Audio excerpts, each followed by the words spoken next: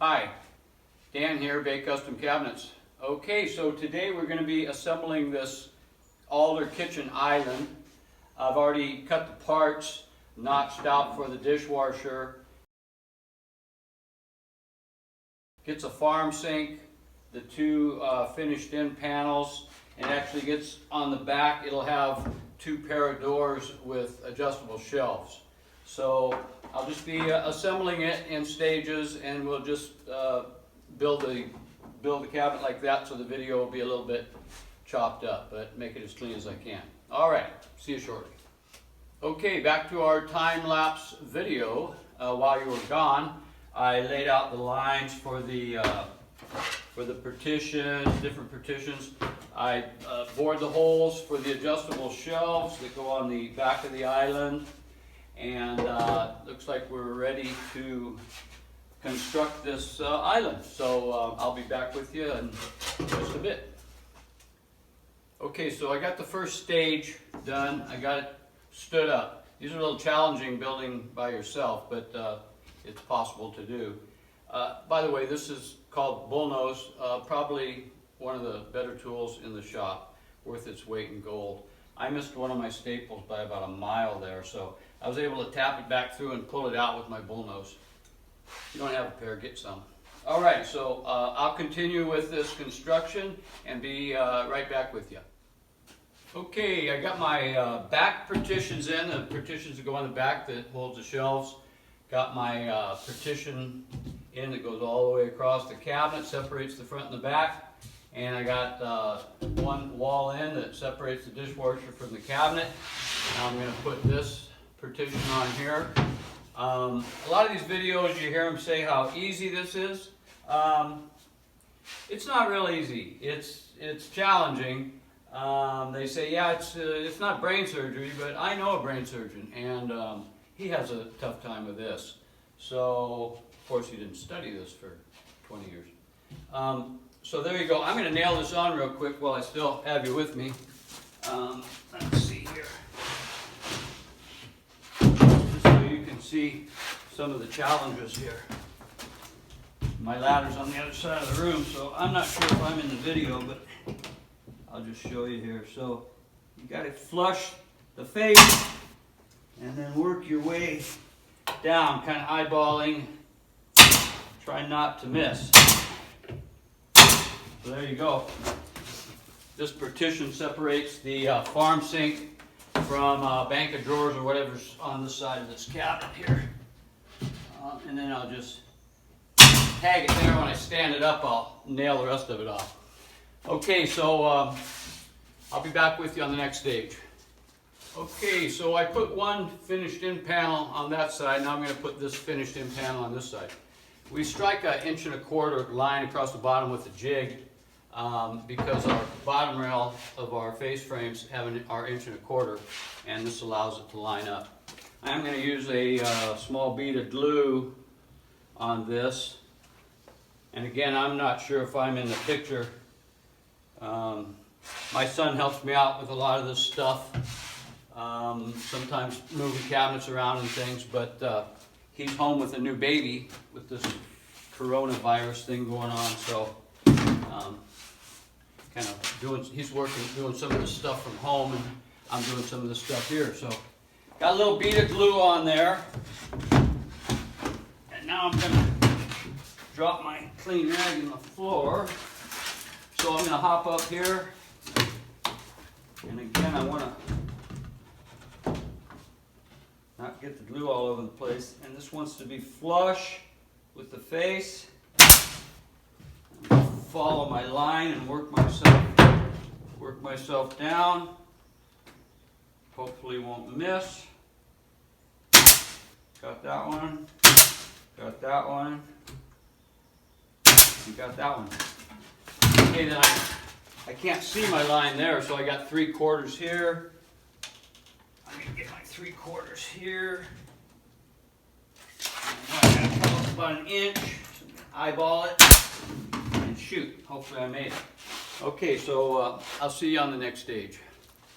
Okay, these are our nailer strips. One goes at the front, one goes at the back, In this case, we got one going in the middle because it's basically two cabinets in one here. So we lay these out on the partition and mark them, and then we flip the other one upside down and mark them together, so one goes on the front, one goes on the back for nailing the face frame to, and for nailing the back to.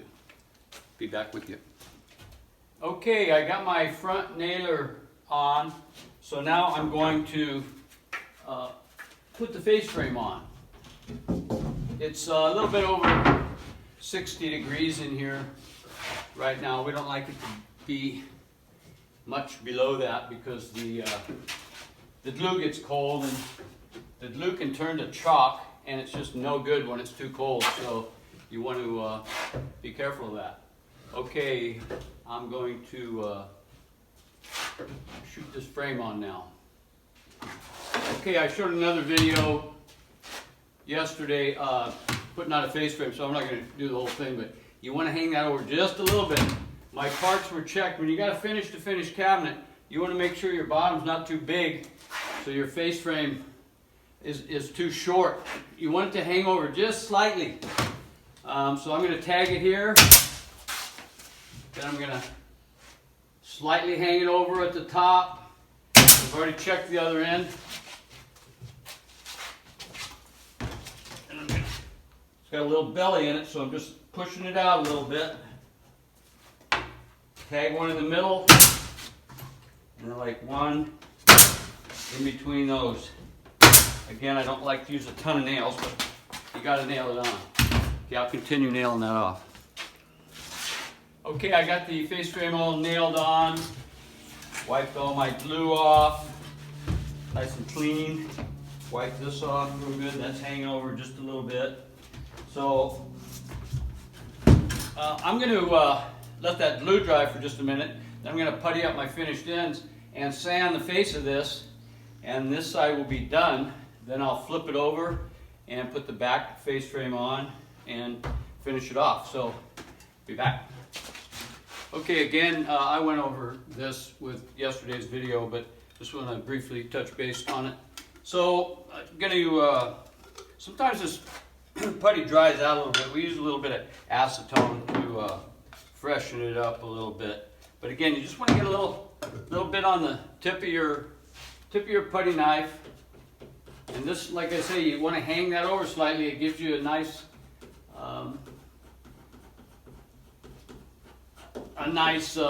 hangover there to put your putty knife in. If it was flush, it'd be a lot harder. If it was totally flush, it'd be a lot harder to put a nice bead of putty just in the crack.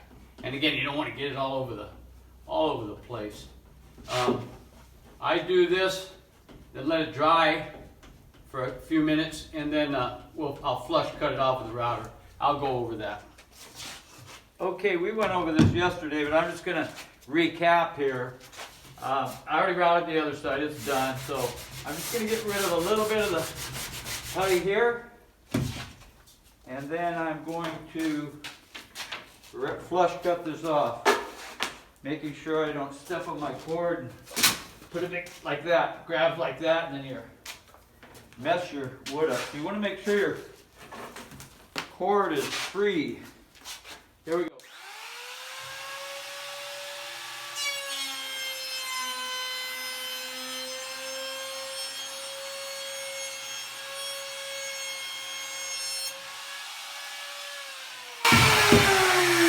One pass,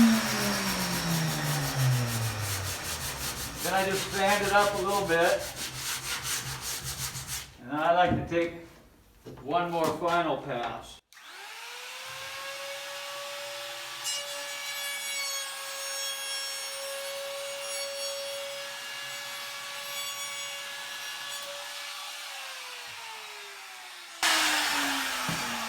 Put your tool on the floor so you don't knock it off the table.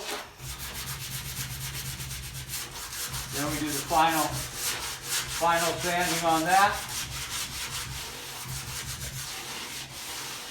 Now I'm going to lightly hit this whole thing with 80, then I'll hit it with 100 grit, and that side will be done. Okay, I sanded the whole thing with 80 to get some of the cross grain scratches off. Then I hit the whole thing with 100 grit. This has been sanded from, we get these from Savino Door Company. These were already pre-sanded, but I sanded again just to kind of give it the same texture. Just a quick recap.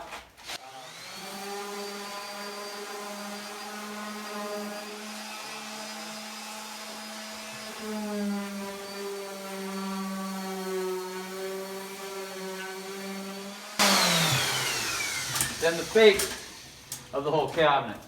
Last thing to do to this side of the cabinet is break the edges. Again, this way, not this way. You don't want to pick up a splinter because they normally go right into your finger when you do. So you always go like that. Less chance of picking up the splinter. Just get rid of those sharp edges. Makes it nice and clean. Okay, edges are all broke. This cabinet's ready to flip onto its face. We'll put the face frame on the back and sand it up, and this cabinet will be ready to go after we build the toe kick. Okay, I got the back nailer on, the middle nailer on, and so just a couple more staples in here. I'm going to run a nailer high. You'll notice there's a 3-inch top rail here and a 2 1/4 here and here and here. We order these panels full size, and then we cut off 3/4 of an inch. Save a couple bucks that way because you don't have to order standard. You can order standard styles. And the top rail's 3 because the countertop comes down 3/4 of an inch and leaves 2 1/4 all the way around. So when I'm shooting into the side here, it's going to get covered up. But I still like to run things with the grain. The nailer's been, these are all nailed on. So this is now ready to flip onto its face and put the back on, the back face frame. Okay, we got the cabinet flipped right upside down. So this is the back of the cabinet. Here's the face frame for it. I don't like to break this edge. This edge sits flush with this. I don't like to break it, but I do like to get the fuzz off from the wide belt sander. So it's just a real light. We don't want that to be broken, but just get the fuzz off. Okay, so that'll be ready to go on. Okay, I'm going to glue this up, shoot the frame on, and then we'll be ready to sand it up. Okay, so while I'm waiting for that putty to dry before I can finish that up, I'm going to build the toe kick. I have already pre-calculated, pre-calculated, that is rocket science terminology. May not be brain surgery, but could be rocket science. So I'm going to build this toe kick. These are the toe kicks. These are the sleepers. Go in between. I'm going to put 4 of them on. They have to be in a certain place because, like, this wall in goes all the way to the floor. So you want to split that so it has from the floor all the way to the granite top. There's something solid in between there. If you don't, this could bust down. So, and these sleepers got to be in a certain place. So a little critical here. So I've put together the toe kick. Use some quarter blocks. That keeps it real nice and square and makes it nice and sturdy. The toe kick will remain loose. That's so we can get, this cabinet is 31 1/2. We want to make sure we can get it through the front door. It has a toe kick on it. It makes it tough. So we normally leave wide cabinets like this, leave the toe kick loose. All the toe kicks, the sleepers, those are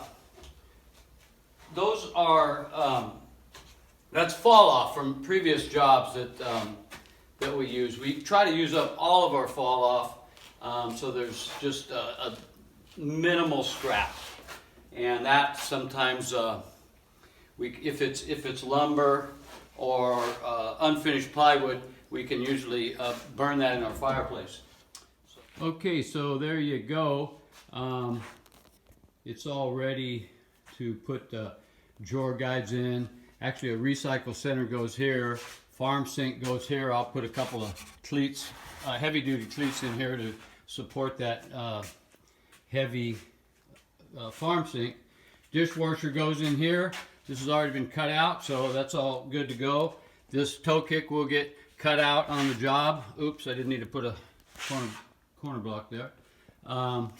This is the other side of it, and then we'll go around the back. So this is the back of the island. This will get a granite top on it, and the granite countertop will hang over a foot, so you can set bar stools there. Counter height bar stools. So there you go. Okay, so that was kind of a crash course on the construction of a island cabinet. We'll have more of these videos as time goes on. My son and I are just starting to get into this, so we're having fun with it. But always remember to wear your ear protection and your lung protection, and these are your 10 best tools. So stay tuned, and we'll see you on the next video. Alrighty, see ya.